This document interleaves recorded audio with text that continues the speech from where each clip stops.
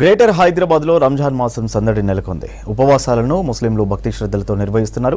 సాయంత్రం ఇఫ్తార్ విందులతో పాటు తెల్లవారుజామున నిర్వహించే సెహరీ ప్రత్యేకత చాటుతుంది.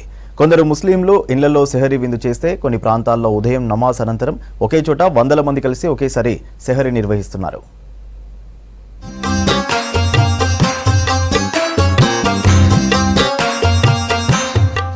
రంజాన్ మాసం ప్రారంభం నుంచి ముస్లింలు ఉపవాసాలు చేస్తున్నారు. తెల్లవారుజామున సెహరీ విందు చేసిన అనంతరం ఫాస్టింగ్ ఉండి సాయంత్రం ఇఫ్తార్ విందుతో ఉపవాసం విరమిస్తారు. అయితే నగరంలో అందరూ ముస్లింలు ఇఫ్తార్ విందులు ఇస్తూ ఉంటారు. బోరబండలో 15 ఏళ్లుగా తెల్లవారుజామున సెహరీ విందు నిర్వహిస్తున్నారు. బోరబండ బస్టాప్ వద్ద రోడ్లపై వందలాది మంది ఈ సెహరీలో పాల్గొంటున్నారు.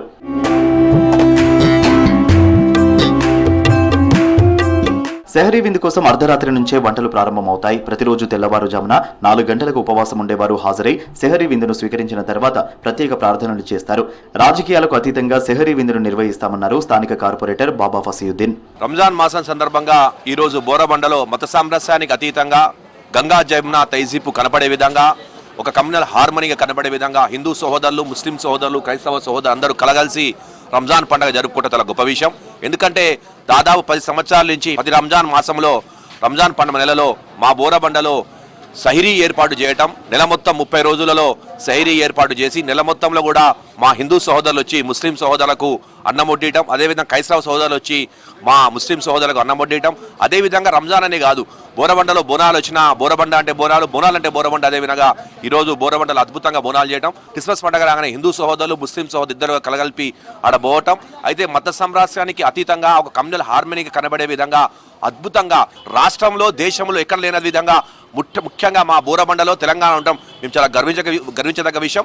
అందరం కలిసి సెహరీ విందులో పాల్గొనడం బాగుందంటున్నారు స్థానిక ముస్లింలు. సెహరీ విందు అనంతరం ప్రార్థనలు చేసి తిరిగి ఇఫ్తార్ వరకు ఫాస్టింగ్ లో ఉంటామన్నారు. మరోవైపు సెహరీలో స్థానిక హిందువులు కూడా పాల్గొంటున్నారు. రంజాన్ టైంలో ముస్లింల సెహరీలో పాల్గొంటామని, హిందూ పండుగలైన బోనాలు, బతుకమ్మ పండుగల్లో ముస్లింలు పాల్గొంటారని చెప్పారు స్థానికులు. యువ నాయకుడు మా బాబా ఫసీయుద్దీన్ అప్పుడు కార్పొరేటర్గా ఎన్నికైన కానించి ఆయన వచ్చిన 10 సంవత్సరాల నుంచి ఇక్కడ సెరమనీ చేసుకుంటూ అందరు హిందూ మతం అనేది హిందూ, ముస్లిము, క్రిస్టియన్స్ అనకుండా ఎవరి పండుగలైనా శాంతియుతంగా జరిగేటట్టుగా మన ఈ బాబా ఫసీయుద్దీన్ వచ్చిన కానించే ఇది మొదలుపెట్టారు.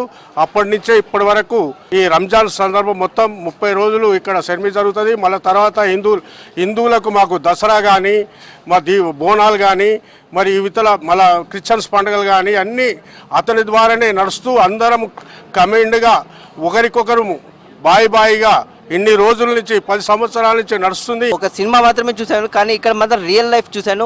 అమర్ అక్బర్ యాంథోనీ. ఎందుకంటే ఇక్కడ హిందువులు ఉన్నారు, ముస్లిమ్స్ ఉన్నారు, నెక్స్ట్ క్రిస్టియన్స్ కూడా ఉన్నారు. ఇక్కడ వచ్చేసి హిందువులు, క్రిస్టియన్స్ గారు రాత్రంతా వాళ్ళు కష్టపడి మా కోసం ఎంతో సహాయం చేస్తున్నారు. వాళ్ళందరికీ చాలా ధన్యవాదాలు. ఇక్కడ చాలా బాగుందండి. ఇలాగే దేశంలో ప్రతి చోట జరగాలి. గంగా జమున తహజీబ్కు నిలువెత్తు నిదర్శనంగా సెహరీ జరుగుతోందన్నారు స్థానికులు.